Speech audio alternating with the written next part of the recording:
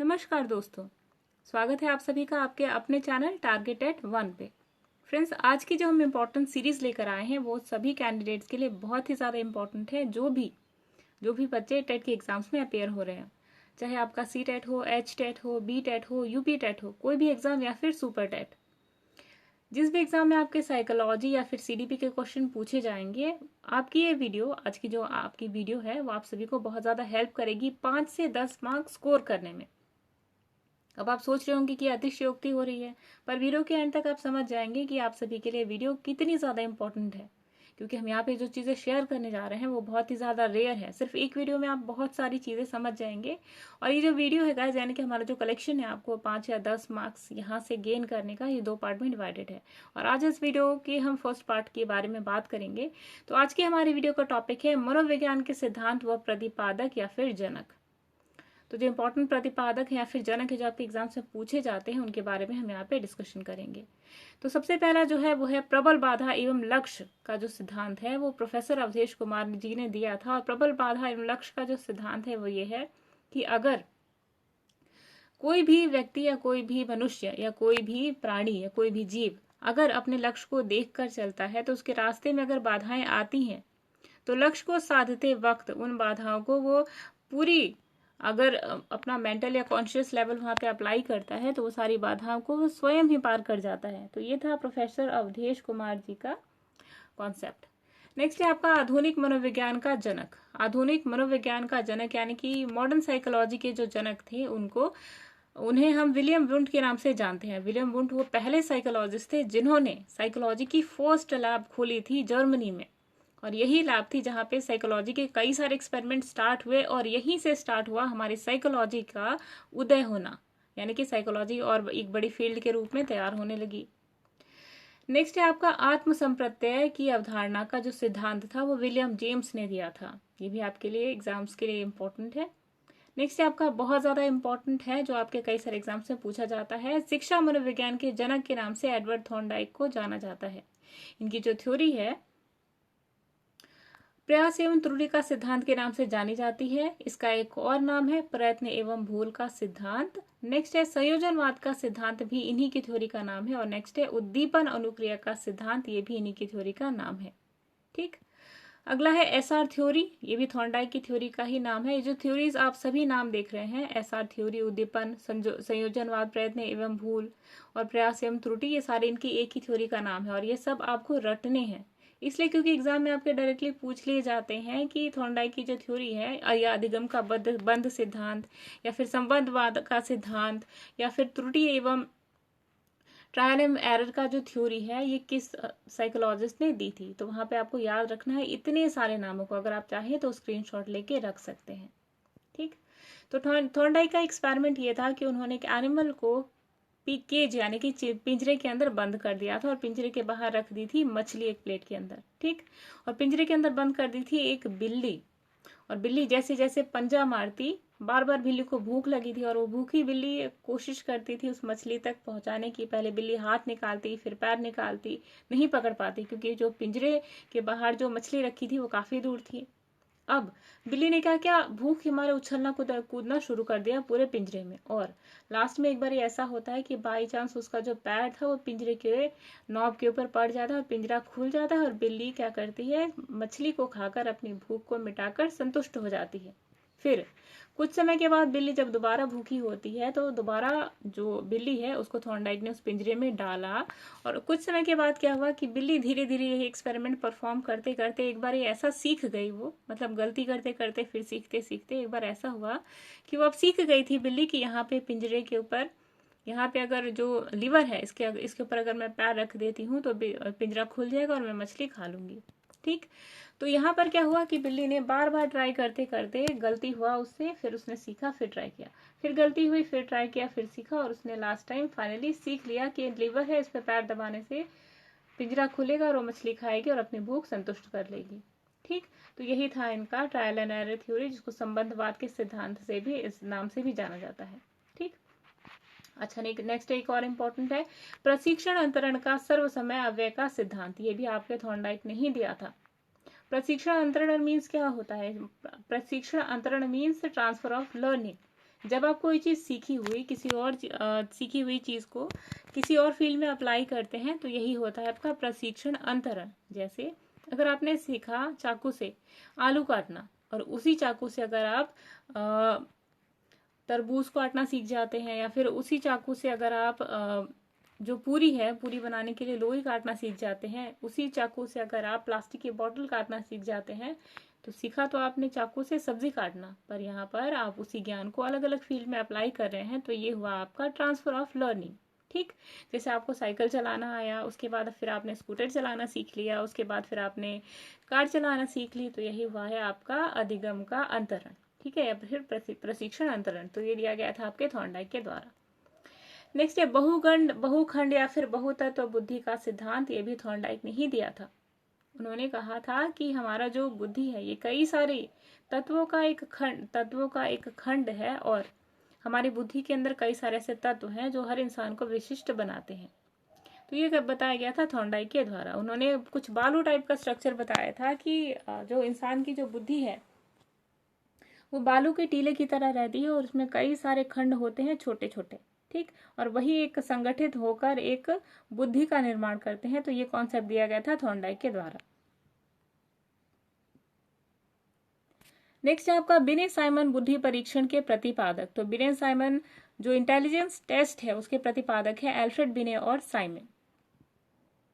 कई बार आपसे पूछा जाता है कि आईक्यू का टर्म सबसे पहले किसने दिया था। तो आईक्यू का जो टर्म था सबसे पहले स्टर्न ने दिया था, और बाद में टर्मन ने इसके ऊपर और ज्यादा एक्सपेरिमेंट किया। पर बिने साइमन आईक्यू का जो परीक्षण था उसको एल्फ्रेड बिने ने, और एल्फ्रेड बिने ऐसे पहले व्यक्ति थे जिन्होंने इंटेलिजेंस यानी कि बुद्धि के ऊपर सबसे पहले कॉन्सेप्ट अपना दिया था।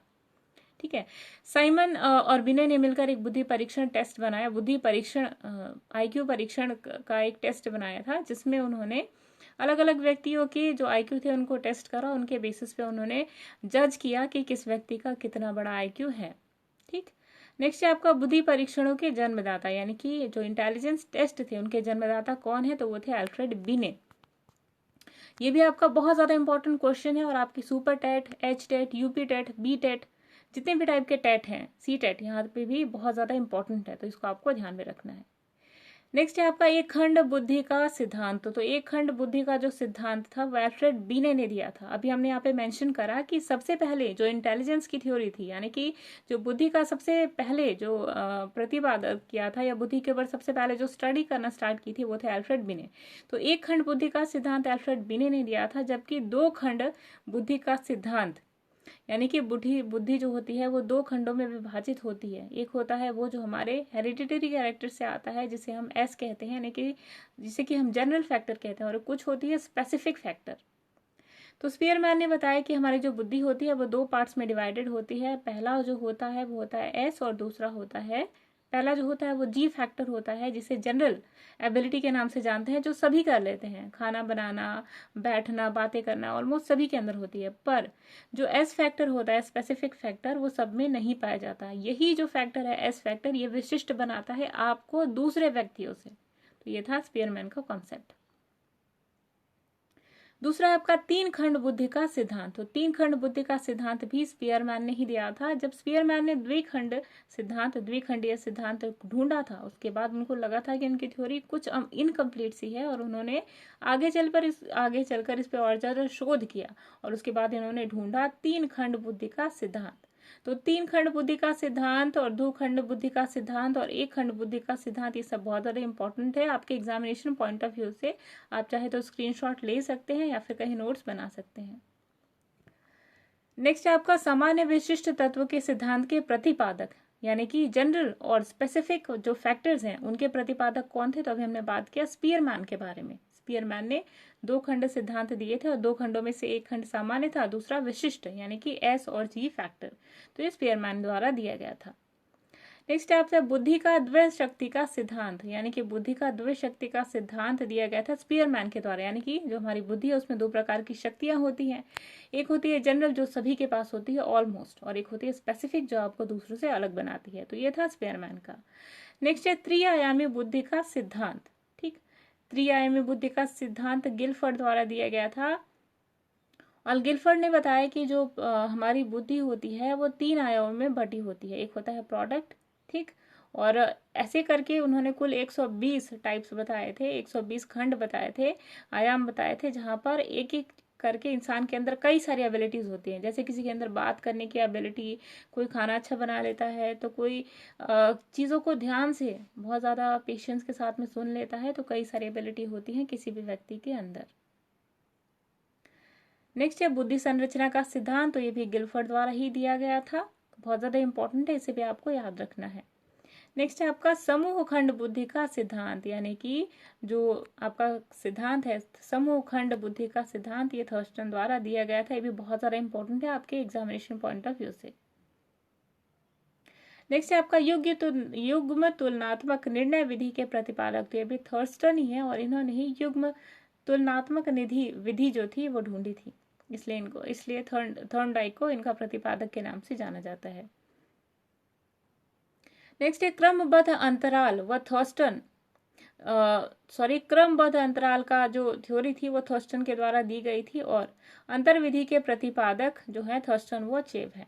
यानी आप कह सकते हैं कि क्रमबद्ध अंतराल व अंतर्विधि के प्रतिपादक थर्स्टन व चेव है। अभी अंतर्विधि क्या है और क्रमबद्ध अंतराल क्या है, तो कई जब किसी दो चीज़ों को आप कंपेयर करते हैं, जैसे आपने पेड़ को देखा, बड़ा पेड़ और छोटा पेड़, ठीक, अब आप दोनों में सिमिलैरिटी ढूंढिए क्या है, तो दोनों ऑक्सीजन लेते हैं, कार्बन डाइऑक्साइड छोड़ते हैं, ठीक, और फिर कभी कभी ऐसा होता है दिन के टाइम में, रात के टाइम में, कि कार्बन डाइऑक्साइड लेते हैं और ऑक्सीजन छोड़ते हैं, और कभी कभी ये वाइस वर्सा भी होता है पेड़ों के अंदर।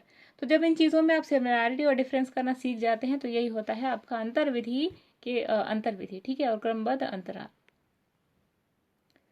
नेक्स्ट है आपका न्यायदर्श या प्रतिदर्श वर्ग घटक का सिद्धांत, थॉमसन के द्वारा दिया गया था, ये भी इतना इंपॉर्टेंट नहीं है तो उसको आप स्किप कर सकते हैं, लेकिन यहाँ बताना जरूरी था, हो सकता है बाय चांस अगर आपके एग्जाम में आ जाए तो आप दैट टाइम क्या करेंगे, ठीक। नेक्स्ट है आपका क्रमिक महत्व, यानी कि क्रमिक महत्व बुद्धि का सिद्धांत दिया गया था बर्ट एवं बर्नर के द्वारा, ठीक। नेक्स्ट है आपका तरल ठोस बुद्धि का सिद्धांत, यानी कि जो आपका क्रिस्टल फ्लूइड जो थ्योरी है वो दी गई थी आरबी कैटल द्वारा, बहुत ज्यादा इंपॉर्टेंट है, ये भी आपके कई बार एग्जाम्स में पूछी जा चुकी है, तो इसे भी याद कर लीजिएगा। नेक्स्ट है प्रतिकारक, यानी कि विशेषक सिद्धांत के प्रतिपादक थे आरबी कैटल, ये भी आपको याद रखना है। नेक्स्ट है क एवं ख बुद्धि का सिद्धांत, ये दिया गया था हैब द्वारा, ये भी बहुत ज्यादा इंपॉर्टेंट है, कई बार आपके एग्जाम्स में पूछा जा चुका है। नेक्स्ट है आपका बुद्धि इकाई का सिद्धांत, ये भी बहुत ज्यादा इंपॉर्टेंट है, इसे भी आपको याद करना है, ये दिया था स्टर्न एवं जॉनसन ने। बुद्धि इकाई का सिद्धांत मीन्स होता है कि बुद्धि एक खंडता, उन्होंने कहा था बुद्धि जो है एक इकाई की तरह काम करती है और कई सारी चीजों को एक साथ अपने साथ में समेटे हुए होती है, और यही है कि कई सारी चीजें, जैसे आप एक व्यक्ति हैं तो आपके अंदर है सोचने की क्षमता, देखने की क्षमता, चीजों को एनालाइज करने की क्षमता, तो ये सब आपकी क्या कहलाएगी, बुद्धि, तो यही कहलाया था स्टर्न और जॉनसन ने। नेक्स्ट है आपका बुद्धि लब्धि ज्ञात करने के सूत्र के प्रतिपादक, यानी कि आपका आईक्यू जो टेस्ट है, आईक्यू जो ज्ञात करना है वो किस सूत्र से आप ज्ञात करेंगे, तो सूत्र जो दिया था विलियम स्टर्न ने, तो स्टर्न आपको याद रखना है, कई बार आपके सीटेट के एग्जाम्स में पूछ चुका है कि आपके आईक्यू का जो फॉर्मूला था या फिर आईक्यू टर्म किसने दिया था, तो स्टर्न ने दिया था, ठीक। अगर आपसे कहा जाए कि जो आईक्यू का टर्म है वो आगे चल के किसने ले चला, आगे चल के विख्याति किसने पाई, तो वो थे टर्म, ठीक है। नेक्स्ट है संरचनावाद संप्रदाय के जनक, तो वो थे संरचनावाद संप्रदाय के जनक है विलहेल्म मैक्सिमिलियन वुंड, और जो उनके शिष्य थे टिचनर, तो आप ये कह सकते हैं कि एडवर्ड बी और टिचनर जो थे संरचनावाद संप्रदाय के जनक के रूप में जाने जाते हैं, बहुत ज्यादा इंपॉर्टेंट है, बहुत ज्यादा इंपॉर्टेंट है, तो इसे आपको याद ही करना है।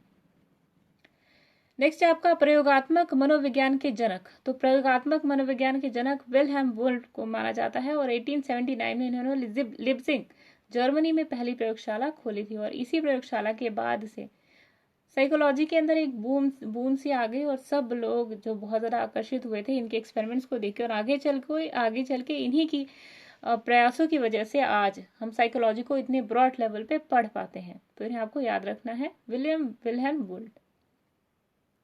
नेक्स्ट है आपका विकासात्मक मनोविज्ञान के प्रतिपादक। तो विकासात्मक मनोविज्ञान के जो प्रतिपादक जो है वो है जीन पियाजे। तो इसीलिए आपको याद रखना है, बहुत ज़्यादा इंपॉर्टेंट है। नेक्स्ट है संज्ञानात्मक विकास का सिद्धांत। तो यही थ्योरी है जिनका अदर नाम संज्ञानात्मक विकास का सिद्धांत, ये भी जीन पियाजे के द्वारा दिया गया था। नेक्स्ट है मूल प्रवृत्ति के सिद्धांत के जन्मदाता। तो मूल प्रवृत्ति के सिद्धांत के जो जन्मदाता है वो है विलियम मैकडूगल। तो इसे भी आपको याद रखना है, बहुत ज़्यादा इंपॉर्टेंट है। मूल प्रवृत्ति आपका पूछता है, तो अगर आप कुछ नहीं याद करें पर इसे हमेशा याद रखिएगा। हार्मिक का सिद्धांत तो विलियम मैकडूगल ने दिया था, तो ये भी ज़्यादा इंपॉर्टेंट नहीं है। नेक्स्ट है आपका मनोविज्ञान। तो मनोविज्ञान को मन मस्तिष्क का विज्ञान कहने वाले थे पोम्पोनॉजी। ये सबसे पहला टर्म था, तो ये बहुत कम पूछा जाता है, लेकिन फिर भी आपको इसे याद रखना है।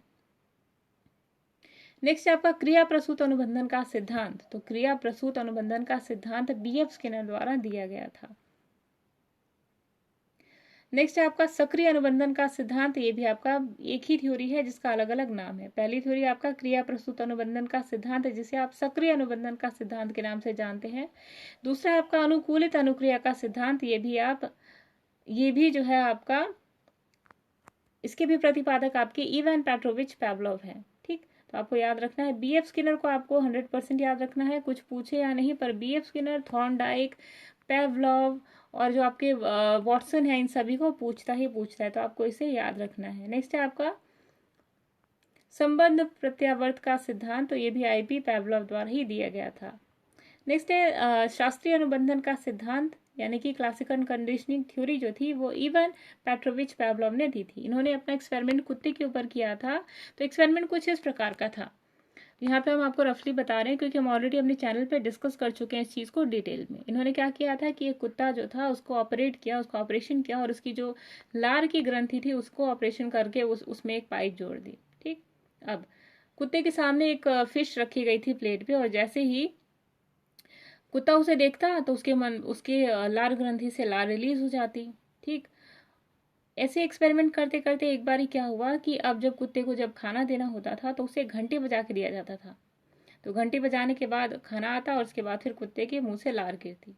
अब धीरे धीरे कुत्ते को आदत पड़ गई घंटी की, और अब क्या होता कि कुत्ते को खाना देख के लार बाद में निकलता, लेकिन जैसे ही कुत्ते के सामने घंटी बजाई जाती उसके मुंह से लार आ जाती। ठीक, तो यहाँ से क्या देखा गया कि इन्होंने जो कंडीशनिंग की थी फूड के साथ में बेल का। ठीक, इसलिए इस थ्योरी को क्लासिकल कंडीशनिंग के नाम से जाना जाता है। अच्छा, फिर बाद में क्या हुआ, धीरे धीरे उन्होंने क्या किया कि जो घंटी बजाना था उसे बंद कर दिया, डायरेक्टली उन्होंने खाना देना स्टार्ट कर दिया। तो अब वो चीज़, यानी कि जो घंटी बजा, धीरे धीरे क्या होता था कि सिर्फ जो पैवलोव थे वो घंटी बजाते थे पर खाना नहीं देते थे। अब धीरे धीरे जो कुत्ता था उसके दिमाग में बैठ गया कि घंटी बजाने से खाना नहीं मिलता, और अब फाइनली क्या होता था कि जब घंटी बजती थी तो कुत्ते के गले से लार निकलती ही नहीं थी। तो किसी भी चीज़ को इस थ्योरी के हेल्प से बच्चों को, स्टूडेंट्स को हम ये सिखा सकते हैं कि हम उनके बिहेवियर में कोई चीज़ डाल सकते हैं कंडीशनिंग के द्वारा और निकाल भी सकते हैं कंडीशनिंग के द्वारा। तो ये था इवान पेट्रोविच पैवलोव का थ्योरी। नेक्स्ट है प्रतिस्थापक का सिद्धांत। तो ये भी प्रतिस्थापन का जो सिद्धांत था वो इवान पेट्रोविच पैवलोव ने ही दिया था।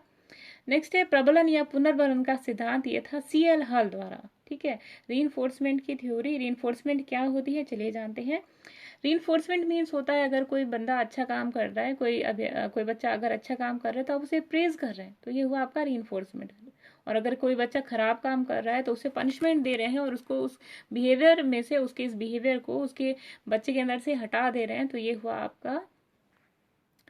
जो हुआ आपका नेगेटिव रीइंफोर्समेंट हुआ। तो रीइंफोर्समेंट जो होती है दो प्रकार की होती है, पॉजिटिव और नेगेटिव। पॉजिटिव मतलब होता है अगर आप किसी बच्चे के बिहेवियर में कोई चीज़ डालना चाहते हैं तो फिर आपको उसे क्या करना है, वहाँ पर उसे प्रेज करना है, उसे गिफ्ट देना है, प्राइज देना है, तो बच्चा उस चीज़ को, उस अच्छे हैबिट को अपने बिहेवियर में लगातार रखे रहेगा। ठीक, अगर आपको बच्चे के बिहेवियर में से किसी खराब आदत को हटाना है तो आप उसे पनिश कीजिए, जेस्चर के थ्रू, बॉडी मूवमेंट के थ्रू आप उसे ये सिखाइए कि आप उसकी चीज़ों को नापसंद करते हैं, तो धीरे धीरे बच्चे के मन से वो नेगेटिव हैबिट निकल जाएगी। ठीक है, नेक्स्ट है आपका व्यवस्थित व्यवहार का सिद्धांत। तो ये भी सीएल हल द्वारा दिया गया था, इसे भी आपको याद रखना है। नेक्स्ट है सबलीकरण का सिद्धांत। तो ये भी दिया था सीएल हल के द्वारा। नेक्स्ट है आपका संपोषक संपोषक का सिद्धांत तो ये भी CL हल द्वारा दिया गया था। चालक एवं अंतर्नोद या फिर प्रणोद का सिद्धांत तो ये भी CL हल ने ही दिया था। नेक्स्ट है अधिगम का सूक्ष्म सिद्धांत तो ये थे कोहलर ने दिया था। कोहलर आपको पता होगा, कोहलर, कोफका, वर्धीमर, इन्होंने सूझ एवं अंतर्दृष्टि का सिद्धांत की खोज की थी और ये तीनों प्रतिपादक है सूझ एवं अंतर्दृष्टि के सिद्धांत का। अच्छा, ये सिद्धांत है क्या, ये भी आपको जानना चाहिए। सिद्धांत में क्या हुआ था, इन्होंने एक एक्सपेरिमेंट परफॉर्म किया था जिसमें इन्होंने एक सुल्तान नाम का चिंपांजी लिया था। ठीक, तो इन्होंने सुल्तान नाम के चिंपांजी को एक पिंजरे में बंद कर दिया और ऊपर एक केला लटका दिया। अब उन्होंने डब्बे रख दिए, एक डब्बा रखा और केला। तो चिंपांजी ने उछल कूद करी, क्योंकि चिंपांजी भूखा था तो वो पकड़ नहीं पाया केला। लेकिन कुछ समय बाद उसके दिमाग में एक सूझ आती है और जो चिंपांजी होता है सुल्तान, वो डब्बे को रखता है और उसके ऊपर से केला ले लेता है, अपनी भूख शांत कर लेता है। फिर सेकंड टाइम में केला थोड़ा और ऊपर हो जाता है तो और 2 डब्बे रख दिए जाते हैं। तो एक बार क्या करता है चिंपांजी की डब्बे के ऊपर चढ़ता है तो केला मिलता नहीं। फिर उछल कूद करता है, एक डब्बे पे चढ़ के नहीं मिलता। फिर वो क्या करता है कि दूसरा डब्बा रखता है और फिर जाके केले ले लेता है। तो ये था एक्सपेरिमेंट का पहला पार्ट। दूसरे पार्ट में क्या होता है कि डब्बे को हटाकर एक छड़ी रख दी जाती है। ठीक है, तो चिंपैंजी क्या करता है, सुल्तान पूरे पिंजरे में उछल कूद मचाता है, डिब्बे को ढूंढता है लेकिन डिब्बा होता ही नहीं है। हाँ, लेकिन उसके पास छड़ी होती है। तो उसे भूख लगती है तो क्या करता है, छड़ी से टांग कर खींच कर वो केले उतारता है और खा लेता है। तो ये था एक्सपेरिमेंट आपका कोहलर का। ठीक है, कोहलर, वर्धीमर और कॉफका का। और इन्होंने ही सूझ का, इसी एक्सपेरिमेंट को, क्योंकि उसके अंदर तुरंत सूझ पैदा हुई कि हाँ मुझे स्टिक उठानी है, मुझे डब्बा उठाना है और उस डब्बे के थ्रू मुझे चढ़ना है और पकड़ना है उस केले को। तो उन्होंने क्या करा था कि उन्होंने नोटिस किया कि जो सुल्तान था उसके अंदर अचानक सूझ प्रकट हुई और उसने अपनी जो उसकी जो प्रॉब्लम थी उससे उसने छुटकारा पाया। ठीक, तो इसी को उन्होंने नाम दिया कोहलर और वर्धीमर का सूझ का अंतर्दृष्टि का सिद्धांत। नेक्स्ट है आपका गेस्टोल्टवाद संप्रदाय के जनक। तो ये थे कोहलर, वर्धीमर और कोफका। ठीक है ना, जो आपका ये सूझ का सिद्धांत है इसे हम गेस्टोल्टवाद का सिद्धांत के नाम से भी जानते हैं। क्षेत्रीय सिद्धांत मीन्स होता है कर्ट लेविन का सिद्धांत। ठीक, कर्ट लेविन का जो सिद्धांत है उसे हम तल रूप का सिद्धांत के नाम से भी जानते हैं। ये क्या है, ये गाइज ये है कि जब आप जो एक पर्सनालिटी है तो आपके पास एक पर्टिकुलर एरिया होता है। ठीक है, आप स्टूडेंट हो तो आपके पास एक स्टूडेंट का एरिया होगा और वही आपकी पर्सनालिटी डिसाइड करता है। तो यही है कर्ट लेविन का सिद्धांत। अगर आपको डिटेल में देखना हो तो आप हमारे चैनल पे जाके डिटेल में देख सकते हैं। नेक्स्ट है आपका समूह गतिशीलता संप्रत्यय के प्रतिपादक, तो वो है कर्ट लेविन। नेक्स्ट है आपका सामीप्य संबंधवाद का सिद्धांत, तो ये थे गुथरी। ये कर्ट लेविन आपका गाइस बहुत इंपॉर्टेंट है, आप इनको याद कर सकते हैं। गुथरी हालांकि उतना इंपॉर्टेंट नहीं है लेकिन फिर भी आपको जानना जरूरी है। नेक्स्ट है साइन या चिन्ह का सिद्धांत, तो ये टॉलमैन ने दिया था। नेक्स्ट है संभावना सिद्धांत के प्रतिपादक, तो ये भी टॉलमैन थे। नेक्स्ट है अग्रिम संगठक प्रतिमान के प्रतिपादक, तो ये थे डेविस ऑसवेल। नेक्स्ट है भाषाई सापेक्षता प्राकल्पना के प्रतिपादक, तो ये थे वॉर्फ। नेक्स्ट है मनोविज्ञान के व्यवहारवादी संप्रदाय के जनक, तो ये थे जॉन बी वॉटसन। नेक्स्ट है अधिगम या व्यवहार सिद्धांत के प्रतिपादक, तो ये थे क्लार्क हल। अगला है सामाजिक अधिगम सिद्धांत के प्रतिपादक, तो ये थे अल्बर्ट बंडूरा। लास्ट है पुनरावर्ती का सिद्धांत, तो ये थे जी स्टैनले हॉल। जो भी आपके लिए स्टैनले हॉल को याद कीजिएगा, ये बहुत ज्यादा इंपॉर्टेंट है। अल्बर्ट बंडूरा भी आपके लिए बहुत ज्यादा इंपॉर्टेंट है और इन्होंने जो सामाजिक सिद्धांत दिया था, कई बार आपके एग्जाम से पूछा जा चुका है। इसे सोशल लर्निंग थ्योरी के नाम से भी जाना जाता है इंग्लिश में। अच्छा, तो ये सिद्धांत है क्या? अल्बर्ट बंडूरा ने क्या किया कि 2 बच्चे लिए एक्सपेरिमेंट में अपने, और उन बच्चों में से जो एक बच्चा था उसे काफी अग्रेसिव सी मूवी दिखाई और जो दूसरा बच्चा था उसको काफी अच्छी सी प्यारी सी मूवी दिखाई, जिसमें दोनों ने एक मूवी में देखा कि एक खिलौना दिया जाता है दोनों बच्चे को, लेकिन एक बच्चा मूवी में देखता है कि जो उसका खिलौना है उसको खूब बुरे तरीके से पीटा जा रहा है। तो बच्चा वही परफॉर्म करता है, अग्रेसिव हो जाता है, खिलौने को तोड़ता है, खींचता है, पीटता है। लेकिन दूसरा बच्चा टीवी में देखता है टॉय को प्यार करते हुए, खेलते हुए, उसके साथ में उसे सहानुभूति देते हुए, तो दूसरा बच्चा भी अपने टॉय के साथ, खिलौने के साथ वही करता है। तो उन्होंने क्या कहा, उनका कहना था अल्बर्ट बंडूरा का कि एक व्यक्ति अपने आसपास के माहौल में जो देखता है, जो सीखता है, उसी को अपने व्यवहार में ग्रहण कर लेता है। तो यही है सामाजिक लर्निंग यानी कि सामाजिक अधिगम का सिद्धांत। ये दिया गया था आपके अल्बर्ट बंडूरा द्वारा। ठीक है, आई होप गाइस वीडियो बहुत ज़्यादा लंबी हो गई है और हम नेक्स्ट वीडियो में काफ़ी डिटेल में यहाँ पे चर्चा करेंगे। और ये काफ़ी शॉर्ट में आप सभी के लिए रीकैप है। तो एक बार एग्जाम जाने से पहले, चाहे आप यूपी टेट का दे एग्जाम, सी टेट का दे, कोई भी दे, एग्जाम में जाने से पहले ये वीडियो जरूर देख कर जाएगा। आई होप आपको 5 या 10 मार्क्स आप इजीली स्कोर कर सकते हैं। ठीक है ना? तो ठीक है, चलिए तब तक के लिए एक और कॉन्सेप्चुअल वीडियो में मिलते हैं। तब तक के लिए अमिता को दीजिए इजाजत।